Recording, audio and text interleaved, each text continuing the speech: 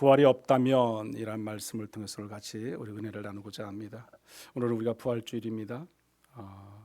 예수 그리스도께서 죽음을 이기시고 다시 살아나셔서 하나님 나라 우편에 올라가시고 다시 우리를 위해서 이 땅에 재림지로 오실 메시아를 기리는 날입니다. 우리 한번 서로 한번 인사할까요? 좌우로 한번 인사하겠습니다. 예수께서 부활하셨습니다. 한번 인사하시죠. 한 번 더 인사합니다. 참으로 부활하셨습니다. 예. 부활하신 우리 주님처럼 여러분들 얼굴이 더 생기가 넘치는 것 같아요. 그래요. 부활하신 주님의 은혜가 오늘 여러분들의 삶 가운데, 가정 가운데 더 차고 넘치는 은혜와 축복이 있기를 간절히 축원합니다. 영국의 역사학자인 윌리엄 레인 크레이그는 이렇게 말을 했습니다. 예수님의 무덤이 비어 있었는지의 여부는 기독교의 진리를 판가름하는 열쇠이다 그랬습니다. 그러니까 예수의 무덤이 비어 있는지 비어 있지 않는지 그 여부에 따라서 한마디로 기독교의 진리를 판가름할 수 있다 이렇게 말씀합니다. 그게 무슨 말씀이겠습니까? 예수님의 무덤이 있어요. 무덤에 예수님이 계시다면 그는 부활이 안 됐잖아요. 그러나 그 안에는 예수님이 안 계신 거잖아요. 부활하셨잖아요. 그래서 무덤이 비어 있느냐 비어 있지 않느냐 그에 따라서 우리 기독교의 모든 진리가 판가름날 수 있다 이렇게 말씀하는 겁니다. 제가 늘 강조하는 것이 뭐였어요? 강조하는 신앙 중에 하나가 부활 신앙입니다. 우리 기독교는 크게 절기가 세 가지 절기가 있잖아요. 우리 사순절이 지나자마자 우리가 부활주일이 있고 우리가 또 추수감사절도 있고 또 성탄절도 있습니다. 가장 크게 볼 수 있는 것들인데 또 그 외에도 여러 가지 많은 절기들이 있지요. 그런데 우리가 그 중에서 가장 중요하게 여길 수 있고 우리가 지켜야 할 것 중에 하나가 부활절 주일입니다. 가장 중심이에요. 예수 그리스도와 우리와 하나가 되는. 그래서 우리는 그 부활주일을 통해서 부활절을 통해서 우리가 주님을 완전히 믿는 믿음의 확신이 있어야 되죠. 우리가 주님이 부활하셨던 걸 믿지 못한다면 의미가 없잖아요. 의미가. 오늘 제목이 뭐예요? 우리가 오늘 말씀의 제목이 부활이 없다면이거든요. 부활이 없다면. 믿지 않는 자들이 있기 때문에 이런 말씀의 또 제목이 나오게 됩니다. 예수님의 부활은 기독교 신앙의 중심입니다. 중심축이 되는 거죠. 그래서 예수님께서 십자가에서 죽으시고 무덤에서 다시 살아나셨기 때문에 우리는 늘 기쁨으로 즐거움으로 찬송하고 또 기도하고 우리가 말씀을 묵상하고 예배하고 나가는 거예요. 왜요? 부활의 확신이 있기 때문에. 부활의 확신이 없으면 우리가 찬송과 기도와 예배 말씀 묵상 할 필요가 없는 거죠. 예수님의 부활은요 기독교의 심장과 같아서 정말 여러분들이 예수님의 부활을 통해서 우리가 늘 살아갈 때마다 힘을 얻고 능을 얻고 살아갈 수 있습니다. 여러분은 예수님의 부활을 믿으십니까? 아멘. 아멘 해야 돼. 믿으셔야 돼. 믿지 못하는 의미가 없는 삶을 살아가는 겁니다. 종교인이에요. 종교인. 예수의 부활을 믿지 못하고 확신이 없이 우리가 주일전에 나와서 예배하고 주일전에 나와서 찬송하고 기도하고 예배드리면 그런 종교인과 별 다를 바가 없습니다. 확신이 있어야 돼. 믿어야 돼. 그 믿음이 중요합니다. 그러나 만일 우리가 부활이 없다면 어떻게 될까요? 그 부활이 없다면 여러분 예수님의 무덤이 비어 있지 않았다면 예수님의 부활이 모두가 허구예요. 허구. 거짓이라는 거죠. 거짓이라는 거예요. 그래서 지금 우리는 무엇을 믿고 있는지 우리가 분명히 알아야 되는 거죠. 사도 바울은 오늘 본문에서 만일 부활이 없다면이라는 말을 계속 반복하고 있습니다. 부활이 없다면 오늘 12절에서 19절 20절까지의 말씀 안에 보면 반복되어진 말들이 나옵니다. 우리의 신앙이 어떤 모습이 되는지 그리고 반대로 부활이 있기 때문에 우리가 어떻게 은혜를 누릴 것인지에 대해서 오늘 본문을 통해서 말씀을 같이 한번 묵상하고자 합니다. 오늘 본문에서 사도 바울은요 만일 죽은 자의 부활이 없다면 이 질문을 통해서 이렇게 던지는데 우리가 읽은 본문의 말씀 12절 말씀을 한번 같이 읽어보겠습니다. 12절 그리스도께서 죽은 자 가운데서 다시 살아나셨다 전파되었거늘 어떤 사람들은 어찌하여 죽은 자 가운데서 부활이 없다 하느냐. 아멘. 어찌하여 죽은 자 가운데서 부활이 없다 하느냐 이거예요. 부활이 없다 하느냐. 당시에 이 질문은 단순히 상상이 아니라 우리의 믿음과 복음의 뿌리를 시험하는 아주 깊은 묵상의 질문이죠.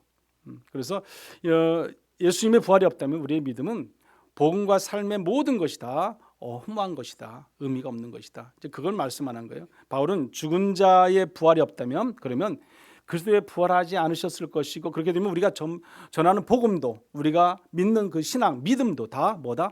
헛것이다는 것이죠. 오늘 본문이 그것을 말씀하고 있습니다. 즉 본문의 결론이 뭐냐면, 즉 부활이 없다면 복음도 공허하고 믿음도 헛것이다, 이제 그런 말씀이에요. 그래서 바울은 이 부활이 없다는 가정을 계속 이어가면서 오늘 본문 속에 6가지를 심각한 결과를 이렇게 나열해 놓았습니다. 6가지. 그 6가지가 뭐냐면 이거예요. 첫째는 복음 선포가 헛된다는 거예요. 뭐가, 왜요? 부활이 없다면. 또 두 번째는 믿음이 헛되다는 거죠. 믿음이 헛되다. 세 번째는 우리는 거짓 증인이 된다는 거예요. 또 네 번째는 죄에서 벗어나지 못한다는 겁니다. 또 다섯 번째는 죽은 자도 멸망한 자가 된다는 겁니다. 또 여섯 번째는 우리가 가장 불쌍한 자들이라는 거예요. 뭐가? 부활이 없다면요. 부활이 없다면. 이 6가지에 대한 내용이 오늘 본문 속에 있습니다. 오늘 본문이 6가지를 중심으로 우리가 말씀을 같이 묵상하고자 합니다. 당시 고린도 교회의 일부 성도들은 육체의 부활을 믿지 않았어요. 예수님의 부활은 믿기도 했어요. 그런데 우리 사람이 죽어서 육체가 부활한다는 것은 전혀 믿지는 않았다는 거죠. 고린도 교회의 철학적 문화적 배경이 아주 컸던 것을 볼 수 있습니다. 당시 고린도 교회는 헬라 문화가 지배적이었어요. 그 헬라 문화가 지배적이었을 때 그들은 어디에 주로 빠져 있었냐면 영주주의에 많이 빠져 있던 때예요. 영주주의. 이단이죠. 오늘날 우리가 말하는 이단. 우리나라도 여러 이단들이 많이 있잖아요. 그런 세속적인 이단주의에 빠져 있던 시대입니다. 초대교회 시절의 사두개인들도요, 부활을 믿지 않았습니다. 죽은 자의 부활을 믿지 않습니다. 천사도 믿지 않습니다. 영혼도 믿지 않습니다. 그래서 그들은 이 사후 세계가 있다는 존재 자체를 믿지 않았어요. 그 사두개인들이 어떤 사람들이에요? 제사정의 계급을 가진 자들이에요. 제사정. 여러분, 그냥 평민도 아니라는 거예요. 그런 사람들인데도 예수의 부활을 믿지 않았습니다. 헬라 철학과 특히 플라톤주의적 이원론은요, 다음과 같은 사상을 그들이 퍼뜨렸어요. 어떤 말이냐면 이런 말이에요. 한 4가지의 말을 보면은, 육체는 악하고 영혼은 선하다 그랬어요. 육체는 악한 거다. 죽어 썩어져 없어져 버린 것이다. 그래서 악한 것이고 영혼은 선하다, 이렇게 그들은 말을 했어요. 또 뭘 말하냐면, 죽음은 영혼이 육체라는 감옥에서 해방되는 것이다. 죽음이라는 자체는 우리가 영혼이 육체라는 그 감옥 안에 있는 데서 이제 해방돼서 자유를 누리는 것이라는 거예요. 또 세 번째는요, 부활이 있다면, 글쎄요, 부활이 있다면 그것은 영적 부활이라는 거예요. 영적 부활. 육적인 부활이 아니다. 그들이 지금 말하는 주장이, 육체가 다시 살아나는 것은 없다. 부정적인 걸 이렇게 말했습니다. 또 네 번째는요, 부활이 이미 지나갔다는 거예요. 부활은 있었는데 이미 지나간 것이다. 그래서 부활이 이미 일어났다고 이제 말하고 다시는 있지 않을 것이다. 없다. 이렇게 또 그들은 이제 강조를 했습니다. 그들은요, 죽은 자의 육체의 부활은 없다 분명히 말씀합니다. 예수의 부활은 인정하되 어떻게 보면 성도들의 부활은 인정하지 않는 거죠. 인정하지 않아요.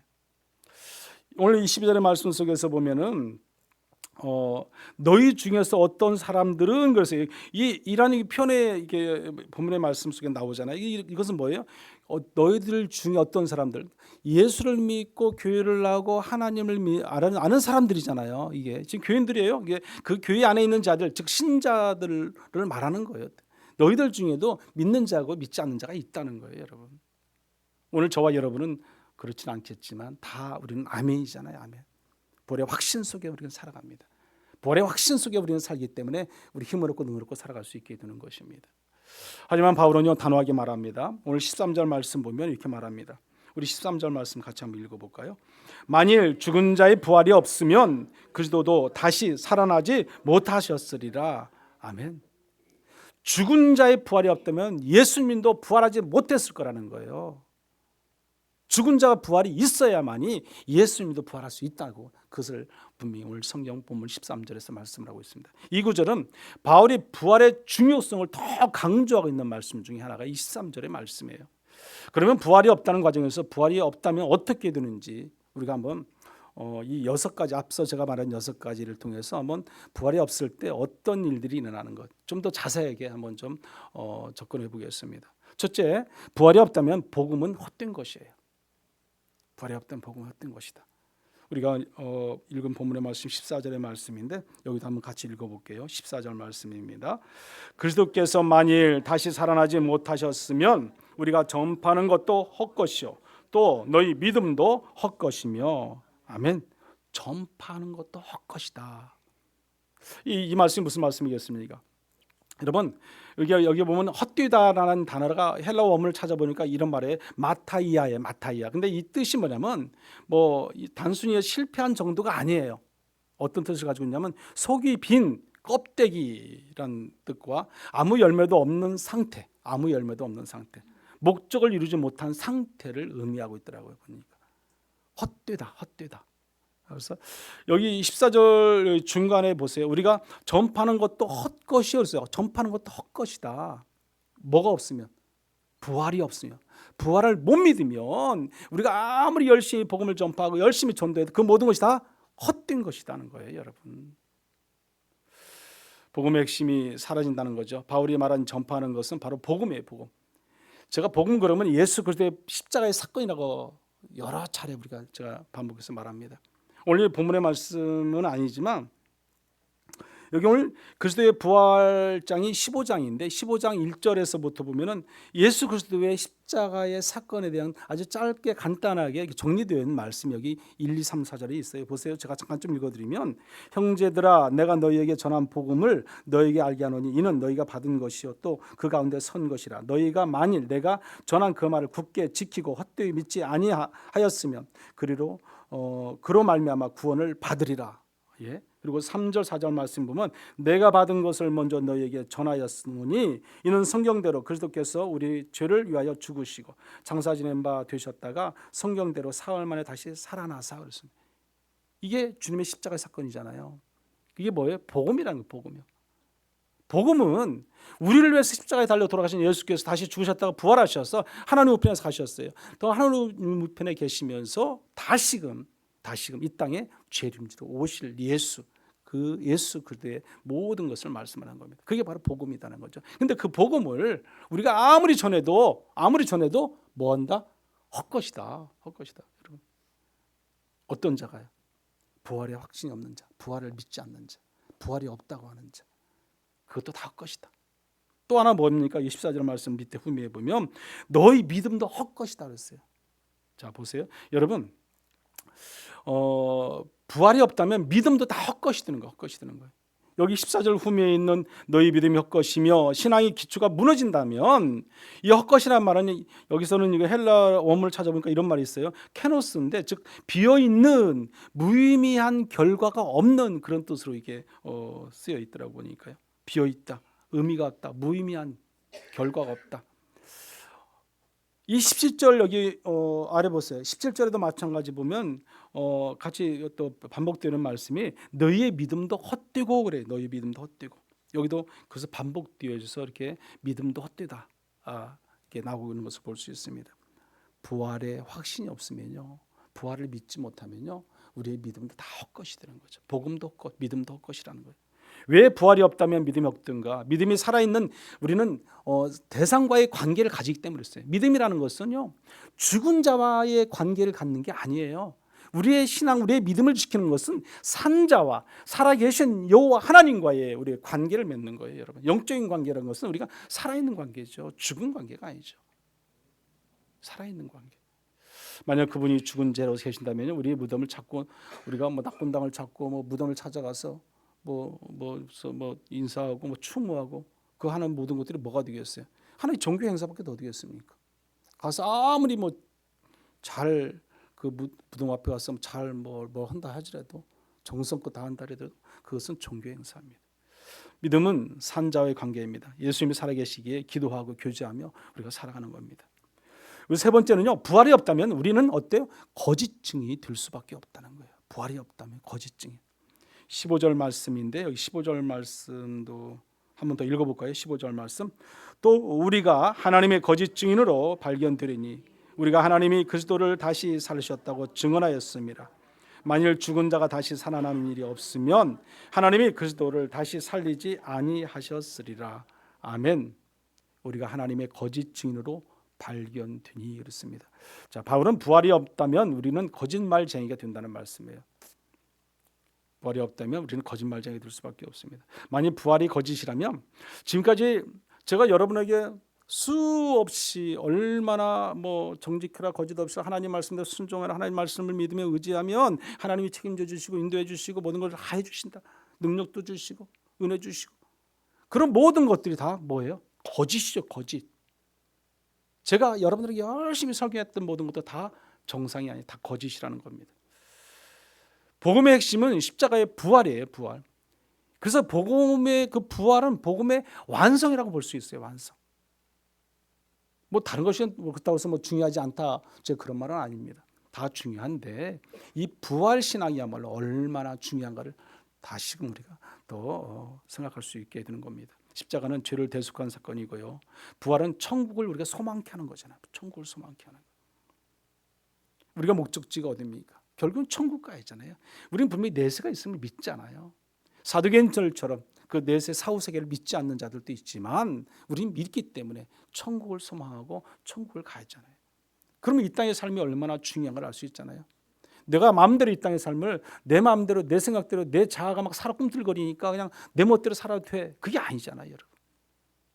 내 안에 예수가 있고 내 안에 예수가 있으면 그리스도의 성령의 충만함 가운데 우리가 살게 되잖아요. 성령의 충만함이라는 것은 내 안에 예수가 꽉 차야만이 성령의 충만한 삶을 살아갈 수 있는 거예요.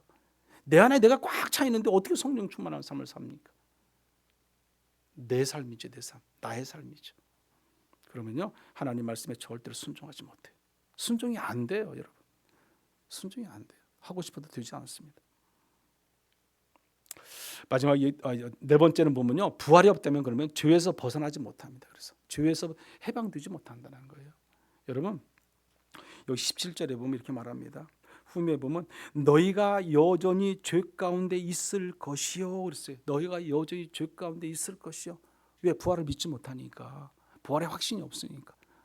너희가 여전히 죄 가운데 있다는 것이에요. 이 말씀은 부활이 없다면 우리의 죄는 여전히 우리 안에 남아있는 거예요. 남아있는 거예요. 내가 살 수가 없어요. 내가 새로운 생명을 가질 수가 없어요. 부활이 없으니까.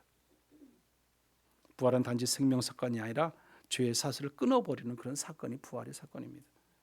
만일 예수님이 죽으시고 끝난다면 죄의 값은 아직도 갚아지지 않은 채 우리는 남겨주고 있는 거죠. 내 안에 있는 거죠. 그래서 우리는 영원히 죽을 수밖에 없는 죄인들의 모습이죠. 예수님의 부활은 하나님께서 그분의 속죄를 받으셨다는 증거예요, 여러분.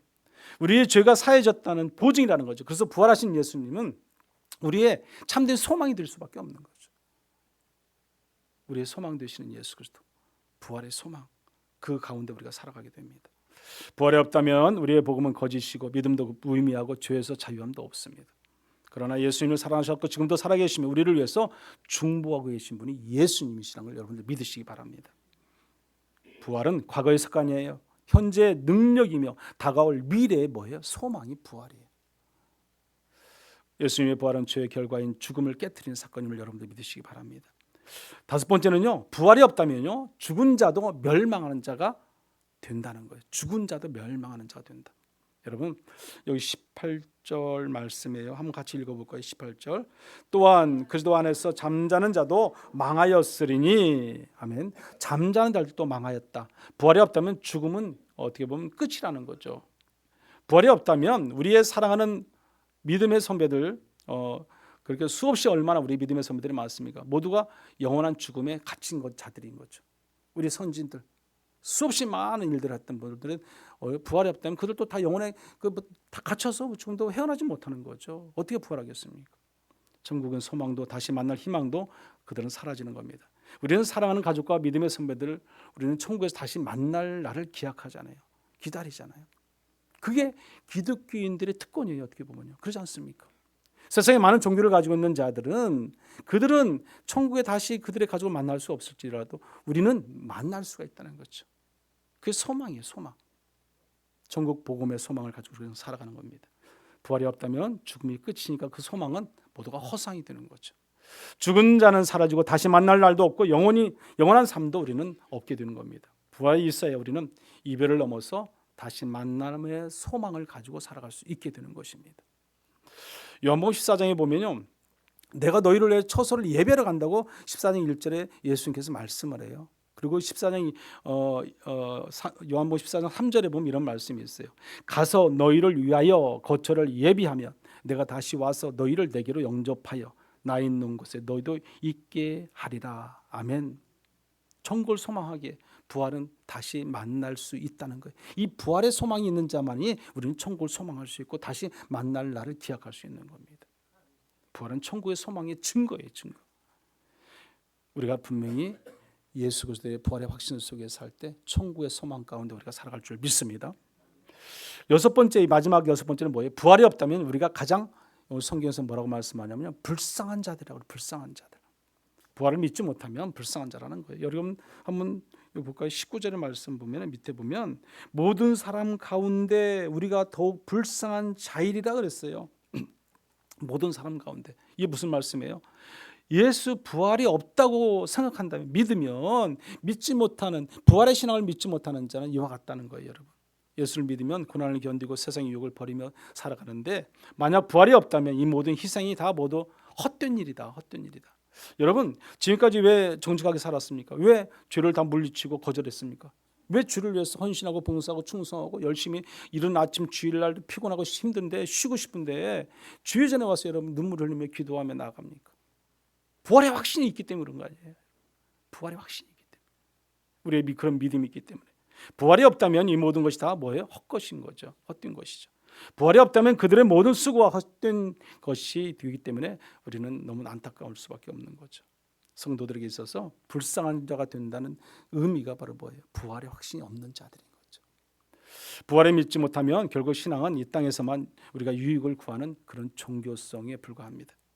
현세의 축복과 마음의 평안이라는 일시적인 우리가 어떤 위로를 받을 수는 있겠죠.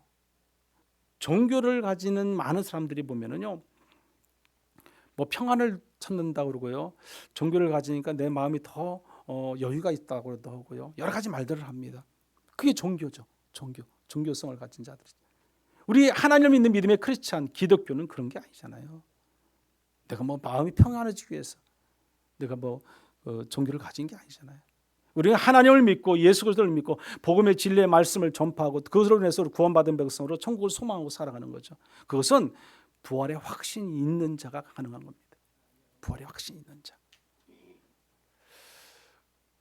우리가 보면 장례식 때 천국에 다시 만날 것이라고 우리는 말하면서도요, 어떤 분 마음 깊은 곳에 그걸 믿지 못하는 사람도 있죠.